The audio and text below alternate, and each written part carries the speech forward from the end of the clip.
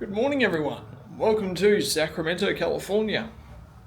At about, I think it was 10:30 at night last night, I completed my circuit around the western US when we stopped at Emeryville for about 10-15 minutes, but I kept going north to here in Sac because I'm going to check out the California State Railroad Museum today, which is a museum I've known about since I was about 6 years old, and I've always wanted to go there just to check it out.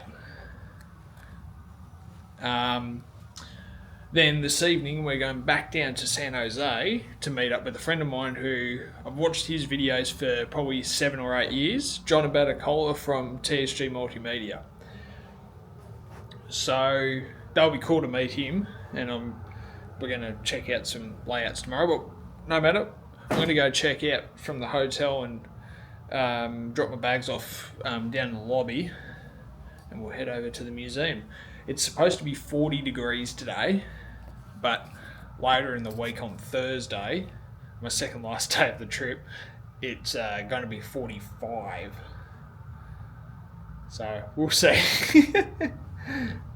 But yeah, I've only got 5 days to go on my trip now. It's day 32 today, I think it is. July 8th. Yes, day 32. I've been away for a long time. But anyway, let's go check out and we'll go over to the museum.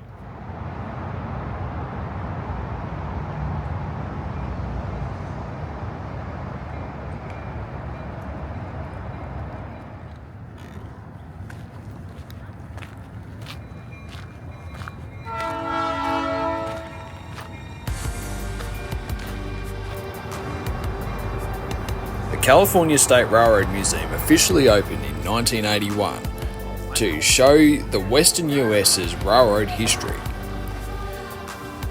In it, you can learn about the story of the Transcontinental Railroad with this locomotive, number 1, the Governor Stamford.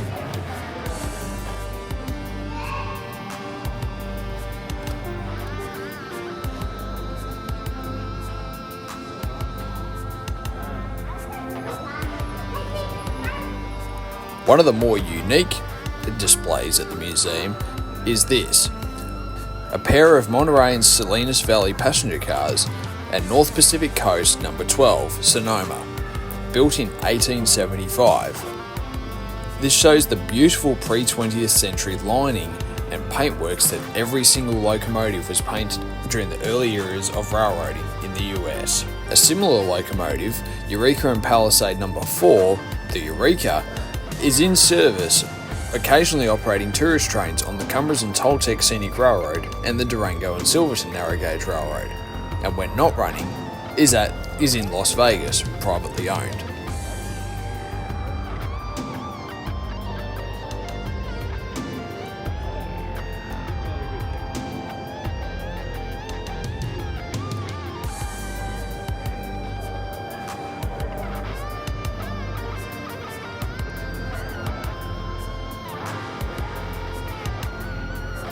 The museum has a whole heap of other locomotives, from early steam locos to early diesels, including this F7, the last remaining one of the Santa Fe. The museum also has a very interesting NMRA exhibit showcasing model railroading from the early days of the 1920s with Line L trains up to the modern era with HO and G-scale locomotives.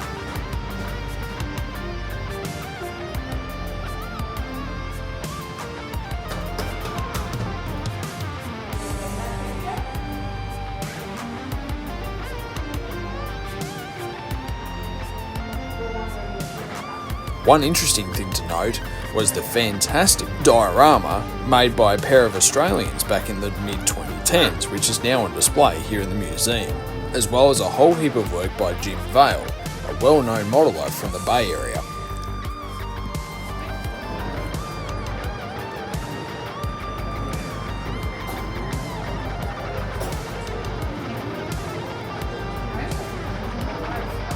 Other examples in the museum is Santa Fe number 1010, Nevada Shortline number 4, and CP Huntington number 1, a 424. This engine is by far the smallest locomotive in the museum, but this is by far the biggest. Southern Pacific AC-10 cab forward number 4294. Over 150 of these locomotives were built specifically for the Donner Pass route from Roseville to Truckee. Their interesting design was specifically so the big locomotives could go through the tunnels, which are almost a mile long on the Donner Pass line, without choking the crew. Because of this, these were some of the first oil-burning locomotives to be built. Sadly, however, this is the last one existing. Another cool exhibit at the museum is Virginia and Truckee number 13, which is displayed on mirrors so you can see it from literally every angle.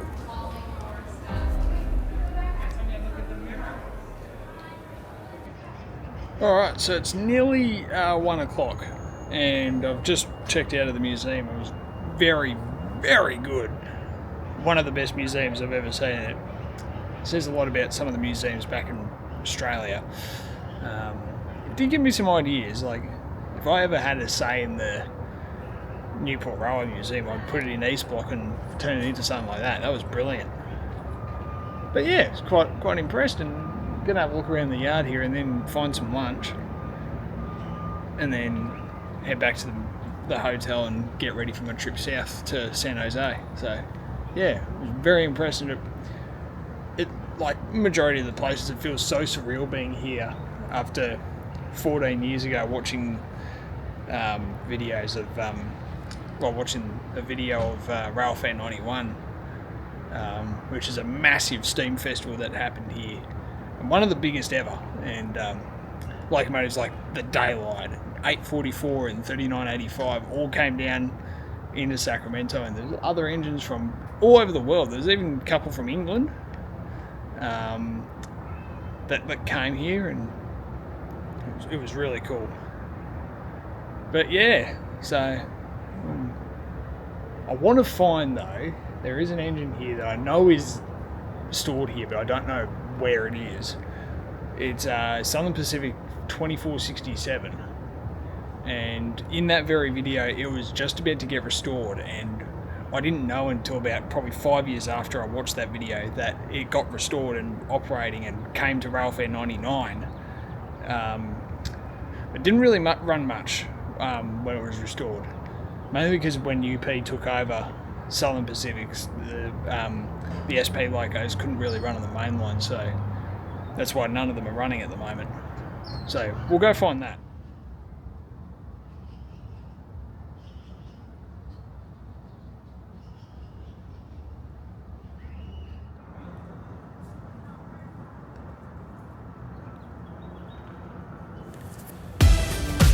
It was now time to head south on Amtrak California's Capital Corridor from Sacramento to San Jose.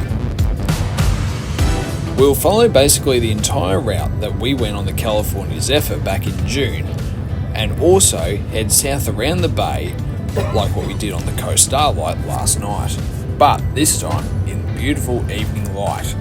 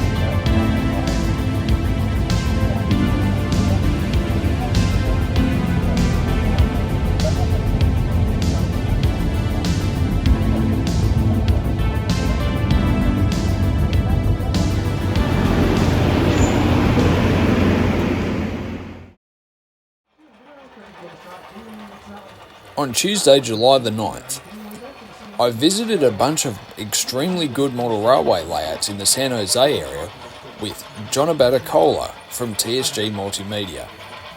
The first layout we visited was Jim Diaz's Western Pacific 1938 layout in HO scale, modelling the Feather River Canyon between Keddie and Portola.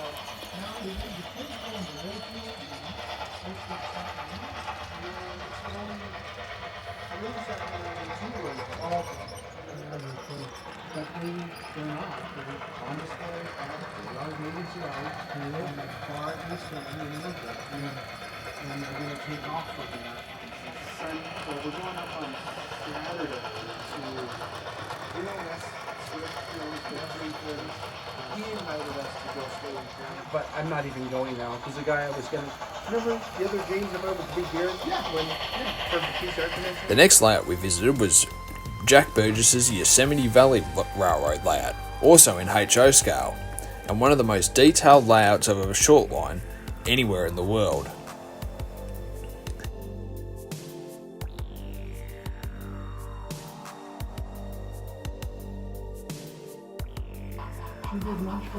Next, we visited Dave Adams' Rio Grande Derlin branch in ON3. Well, it's like we always say too. The trains are cool, but it's really just an excuse to hang out, right? And finally, Bob Poley's West Side Lumber Company layout in FN3. This shay in the video is scratch built.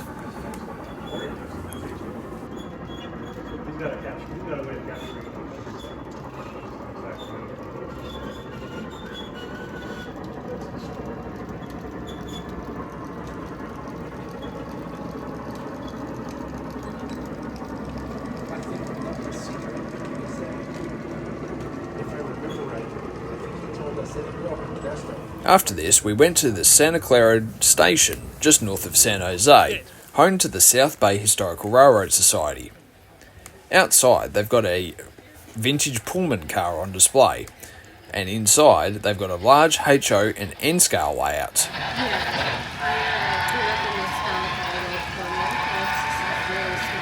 The big entertainment, though, is of course the Mainline, which is home to Caltrain, Amtrak and Ace passenger trains, along with Union Pacific freight trains. The time of year was July of 2024, and Caltrain's classic F40PH-2C locomotives had only a few months to go before being replaced by electric power. As you can see, the overhead wiring was already in place ready for these new trains. The F40s were built in the mid-1980s specifically for this route, based off the design that was used on Amtrak's F40PH locomotives, which were the mainstay of Amtrak's passenger services from the mid-70s through to the late 90s.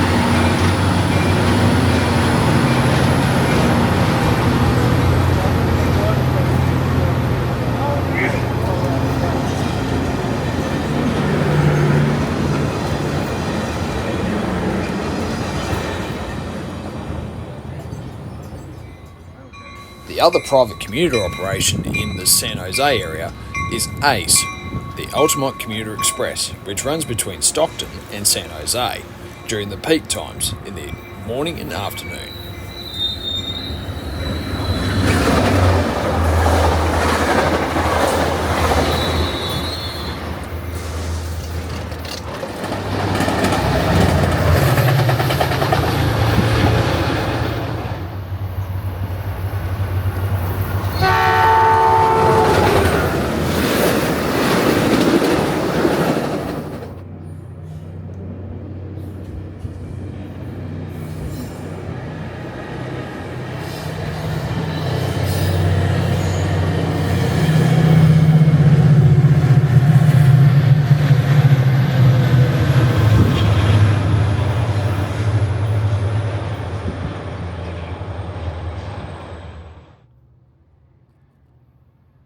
We end the day with this northbound San Francisco bound Caltrain with an F40PH at the rear.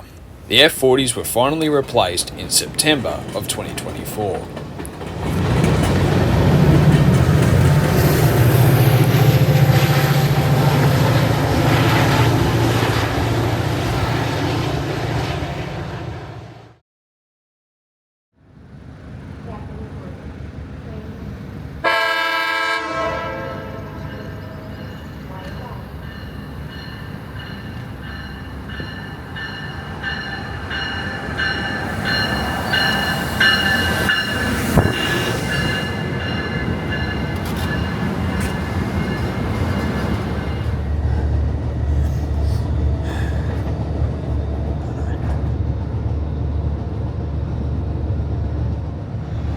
Good morning, everyone. Currently on board a northbound Amtrak Capital Corridor train for Sacramento. Just got dropped off by my friend John Batacola from TSG Multimedia. Check his YouTube channel out; it's awesome. Support a small business. So had a great couple of days with him, as you saw, and now we're heading north to Sacramento to see something very cool. So enjoy.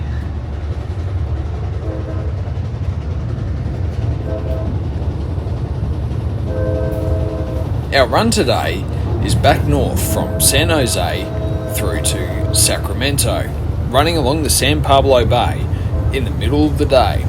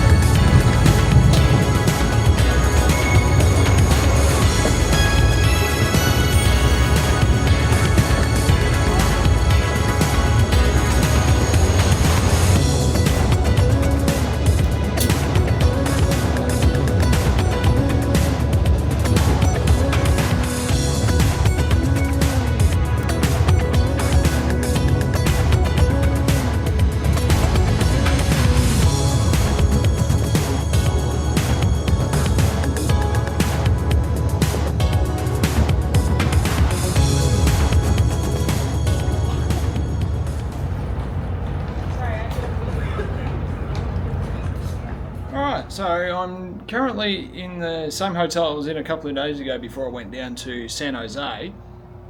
I'm back up here for something very special tomorrow, which I gave a clue back in Roanoke. I'll say that, but I won't say anything else until we actually see it tomorrow.